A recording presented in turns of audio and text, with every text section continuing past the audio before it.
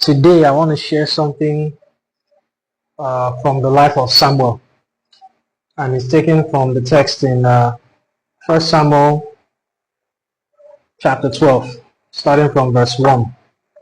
And we'll take it all the way down to verse 5, because there's something interesting that Samuel does here that I've always loved.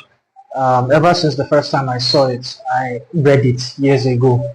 It's something that really struck me. And the older I get as a person and as a Christian, the more I reflect on what he says, and I ask myself, can I really do what Samuel did in these verses? So let's dive in. So 1 Samuel 12, it says, And Samuel said unto Israel, Behold, I have hearkened unto your voice in all that you said to me, and have made a king over you. So this is NKJV.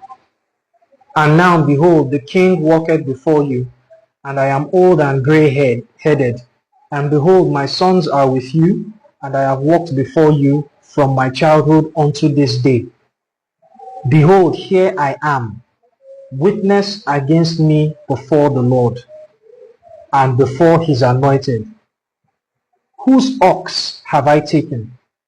Or whose ass have I taken? Or whom have I defrauded? Whom have I oppressed? Or of whose hand have I received any bribe to blind mine eyes therewith? And I will restore it to you. And they said, Thou hast not defrauded us, nor oppressed us, neither hast thou taken aught of any man's hand. And he said unto them, The Lord is witness against you, and his anointed is witness to this day, that ye have not found aught in my hand. And they answered, He is a witness. Very, very powerful set of verses. Do you know what it means for somebody to get up and say, I was born in your midst? Because this is exactly what Samuel was saying. I was born in your midst, and I grew up among all of you, and I have served God and served you and guided you and told you what God is saying and rebuked you when I should. I've done everything that a prophet should do as God has called me to be. So now, I want to ask you, have I cheated any of you? Did I steal anybody's wife or girlfriend?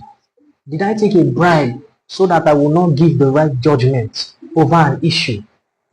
Like maybe two people are quarreling and one person is right and one is wrong, and then you collect bribes so that you can just favor the other person. So Samuel is saying, have I done anything or said anything to any of you that is not right or godly?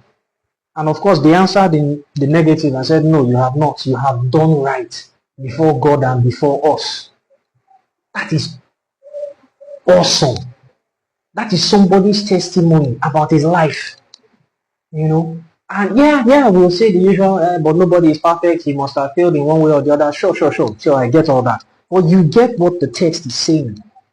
That Samuel carried out his duties and he did them well. Can you say that about yourself? Can I say that about myself? We're not prophets. Yeah, sure. We are not carrying out prophet positions because Christ has come. So nobody is a sole judge over the nation of Israel or anything now. But where you are, can your stewardship be looked at as right? Can people say that you, as you've been a pastor, as you've been an usher, as you've been a member of the congregation, as you've been a manager in your office, as you've been a cleaner, as you've been a washerman or whatever it is you were, wherever you were, what is your stewardship like? What is the account of it? Because this is the honest truth. No matter what we say about the scriptures that we've memorized and the different tongues that many of us say we are speaking and the miracles we say we have performed, when it comes down to this, if this is not the testimony that is given that we have done right before God, then there's a problem. So all your Bible study and prayer and all your tongue talking and demon chasing, it must still come down to this, that this is who you are. Because these people testified and said Samuel was the man in every sense of the word. Are you? and our mind. Because if we are not, then we really need to get our act together, because that's not what it should be. So take a good look at your life, reevaluate, check things out and see where you stand. And if there are places where you need to make adjustments and changes, please do so. Because this Christian race is something that we must continue on the right way, so that God is glorified and then the people around us are blessed. Because if Samuel's testimony had been bad, then everybody around him would have seen it, they would have been affected, and they would have shouted him out and said, no, you're a horrible person. So let us look at our lives and make sure that we align with what God desires for us to be and do. So it's been nice talking with you guys again. I'll see you again soon. Bye-bye.